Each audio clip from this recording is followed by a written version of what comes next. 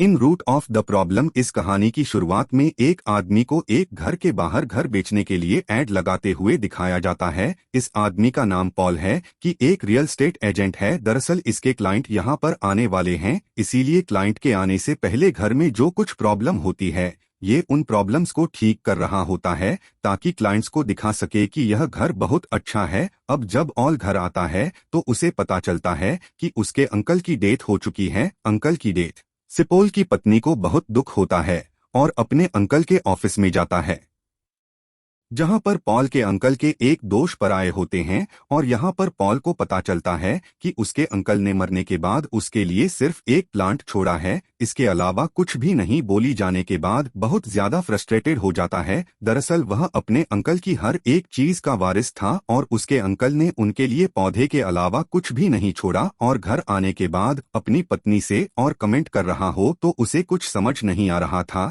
कि उसे कैसे रिएक्ट करना चाहिए। अपनों से भी अच्छे से बात नहीं करता, कभी भी पैसे नहीं देता है, किसी तरह की कोई भी फिजूल खर्ची नहीं करोगे, अपने दोस्तों को कोई चीज खिलाओगे। पॉल के घर के पास जो उसका की भी ना होता है वहां से सारा सामान निकालता है, वहां पर एक टेबल लगाता है और उसके ऊपर उस प्लांट को रख देता है जो उसके अंकल ने उसे वसीयत के तौर पर दिया होता है। और परेशानी में उस प्लांट को थोड़ा सा पानी डाल देता है और तभी पॉल देखता है कि उस प्लांट पर एक नोट लगा हुआ है। और जब उस नोट को निकाल कर देखता है तो वह $100 होते हैं, जिसे देखकर उसकी आंखें फटी की फटी रह जाती है। पॉल को समझ में आ जाता है कि ये कोई आम प्लांट नहीं है बल्कि पैसे देने वाला प्लांट है। अब यहाँ पर उसके दो बच्चे और उसकी पत्नी भी आ जाती है, लेकिन पॉलिश बारे में अपने परिवार को कुछ भी नहीं पता था। दरअसल किसी को नहीं बताना चाहता है कि यह पैसे देने वाला प्लांट है, लेकिन यह कब और कितने पैसे देगा इस बारे में पॉल को कुछ नहीं पता होता। अगले दिन जब अपनी पत्नी के पास आता है तो उसकी पत्नी बोलती है कि मैंने भी उस प्लांट को पानी दिया था। सुनकर थोड़ा घबरा जाता, उसे लगता है कि प्लांट करा। जब उसकी पत्नी को भी पता चल चुका है, लेकिन उसकी पत्नी पैसों के बारे में कोई भी कशन नहीं, जिससे उसे समझ में आ जाता है कि उसकी पत्नी को अभी तक नहीं पता चला कि वह पैसे देने वाला प्लांट है। अब एक बार फिर से पॉल प्लांट के पास जाता और देखता है कि वहां पर बहुत सारे नोट लगे हुए हैं। उन सभी पैसों को वहां से निकाल लेता है। यह सिलसिला चलता रहता है और आपके पास बहुत सारे पैसे हो जाते हैं। और उसकी वही दोस्त भी थे जहां पर पॉल को प्लान दिया गया था और वह कहते हैं कि मुझे अपने दोस्त को कुछ पैसे दे देता है। और उसके बच्चे बहुत हैरान होते हैं, आज से पहले कभी किसी को किसी तरह का चंदा नहीं दिया था। रोज पौधे को पानी देता और साथ में जितने भी पैसे लगते तो लेता, इसी तरह से ज्यादा अमीर हो चुका है। कीमत होती है, आज से पहले उसने अपने बच्चों को $10 से ज्यादा कभी नहीं दिए थे। उसके दोनों बच्चे और उसकी पत्नी उसके इस रवैया से बहुत ज्यादा खुश होते हैं। दरअसल पहला पूरी तरह से बदल चुका होता है, वह न सिर्फ अपनी जरूरत की चीजें ले रहा होता बल्कि ऐसी चीजें भी खरीदना शुरू कर देता है जिसकी उसे बहुत ज्यादा जरूरत नहीं होती। वह घास काटने के लिए एक बहुत महंगी घास कटर मशीन भी लेता है और अब बोल एक बार फिर से उसी जगह जाता है जहां पर उसने प्लांट रखा होता है। और आज प्लांट पर बहुत सारे पैसे लगे होते हैं, उन सभी पेजों को वह तोड़ लेता है और ही पूरे $1,00,000 होते हैं। विवाद पॉल जब अपने ऑफिस जाता है तो उसका 200 से कहता है कि तुम्हारी गाड़ी बहुत पुरानी है, यह ओल्ड मॉडल हो चुकी है। यह सुनकर पॉल को बहुत गुस्सा आता है और वह गाड़ियों के शोरूम में जाकर एक बहुत महंगी स्पोर्ट्स कार खरीद लेता है और इसके लिए जितने भी कीमत चुका था वह सब की सब कह चुका आता है। इतना सारा कैश देखने के बाद गाड़ियों के शोरूम का जो मैनेजर होता उसे पॉल पर शक हो जाता है कि वह हो ना कोई ईगल काम शुरू करता है। इसीलिए वह इसकी रिपोर्ट एक डिटेक्टिव को देता है और बताता है कि पॉल के पास बहुत सारा कष्ट। और अब डिटेक्टिव उसकी इन्वेस्टिगेशन करना शुरू कर देती है और गाड़ी लेकर सबसे पहले अपने दोस्त के पास जाता है जिसने उसकी पुरानी गाड़ी के लिए उसे कहा था और बताता है कि मेरी नई गाड़ी और यह मैंने अपने अंकल के पैसों से ली है जिनके भी हाल ही में मृत्यु हुई है। इसके बाद अपने घर जाता है। उसकी बीवी जब इतनी महंगी कार देखती है तो उसे बहुत अजीब लगता है, उसे समझ नहीं आता कि पॉल इतने सारे पैसे कहाँ से ला रहा है। भोपाल से पैसों के बारे में पूछती भी है, लेकिन पॉल उसके सवालों का कोई भी जवाब नहीं देता और अब इस बात से इरिटेट भी होने लगता है क्योंकि बार बार उसकी पत्नी उसे एक ही बात पूछ रही होती है कि वह पैसे कहाँ से लाया, और वह यह भी नहीं चाहती कि पॉल इस तरह से फिजूल खर्ची करें कि घर पर एक बार फिर से उसके अंकल के दोस्त आते हैं जो उसे चर्च के लिए डोनेशन मांगते हैं, लेकिन इस बार कॉल उन्हें डोनेशन के लिए एक भी पैसा नहीं देता और अब बोल के जाने के बाद घर पर वही डिटेक्टिव आती है जो पॉल की इन्वेस्टिगेशन कर रही है, उसके काम के बारे में पूछती है कि वह इतने सारे पैसे कहाँ से लाता है। एक रियल एस्टेट एजेंट है, वही इंसान है, कोई गलत काम नहीं करते और अपनी मेहनत से पैसे कमाते हैं। इसके बाद वहां से चली जाती है और काम के बारे में इन्वेस्टिगेशन करना शुरू कर देती है, जिससे पता चलता है कि पिछले एक महीने से कोई भी नहीं की जाती है, कोई न कोई गलत काम कर रहा है। अपनी पत्नी से बहुत ज्यादा परेशान है क्योंकि बार बार वही सवाल पूछती है कि वह पैसे कहाँ से लाता है। साथ ही अब उसके प्लांट ने पैसे देना बंद कर दिया है। उसे समझ नहीं आता कि प्लांट द्वारा पैसे कैसे देगा, इसीलिए वह अपने अंकल के उसी दोस्त के घर जाता है जो चर्च के लिए डोनेशन मांगने के लिए आए थे,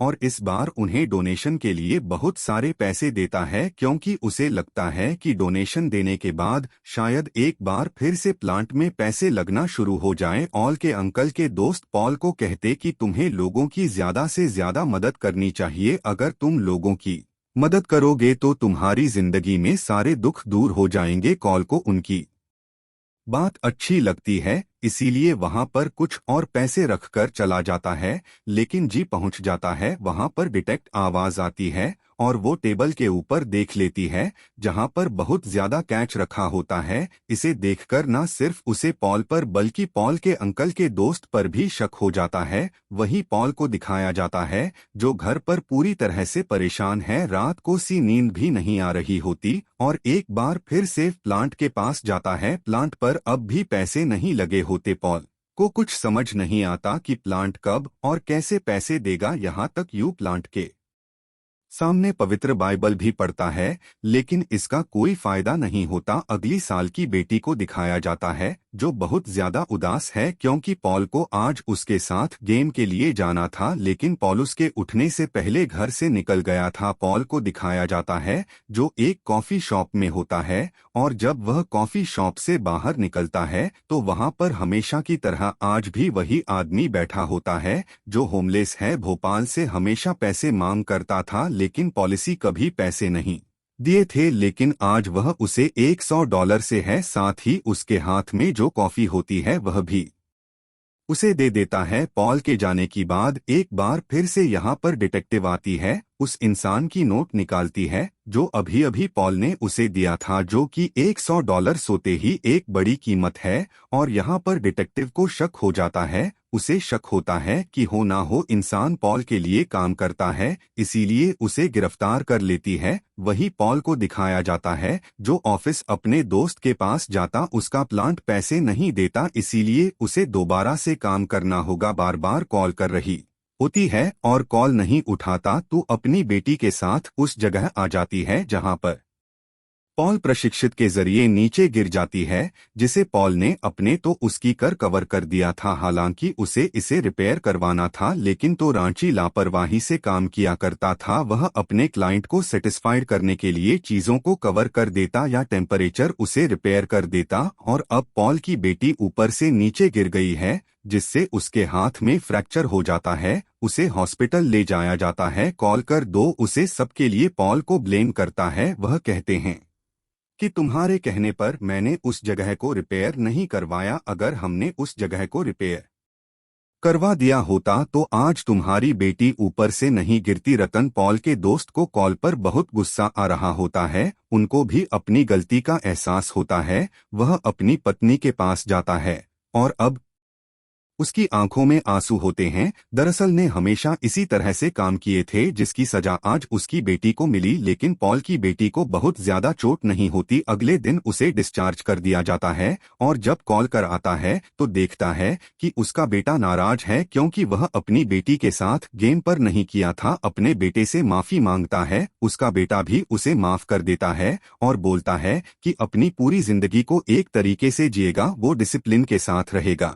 लेकिन अगली सुबह पुलिस ऑफिसर आती और उसे लेती है, जहां पर पहुंचता है कि वहां पर वह इंसान भी है जिसे उसने $100 दिए थे और उसके दोस्त भी उसने दी थी। यहाँ पर वह अपने दोस्त से बात करता है और से पता चलता है कि उन्हें भी उस प्लांट के बारे में पता है जिसमें पैसे होते हैं। वह बताते हैं कि वह प्लांट में नहीं तुम्हारे अंकल को दिया था, तुम्हारे अंकल बहुत ज्यादा परेशान थे, उन्हें उनकी जिंदगी में पैसे तो आ गए लेकिन तब भी वह परेशान थे, उनकी जिंदगी में खुशियां नहीं आई और उन्होंने अपनी पूरी जिंदगी को बदल दिया।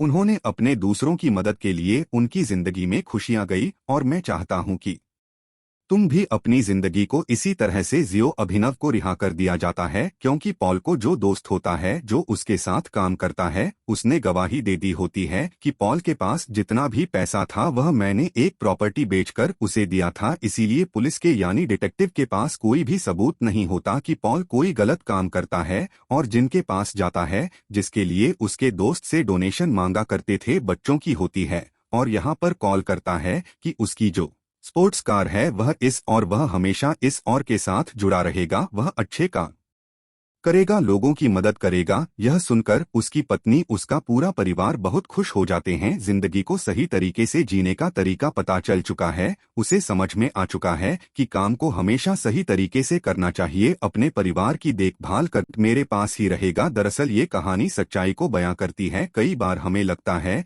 कि हम पैसे कमा लेंगे तो हम खुश हो जाएंगे, जबकि पैसों से खुशियों का कोई भी संबंध नहीं है। खुश रहते हैं, उन्हें खुश रहने का तरीका आता है।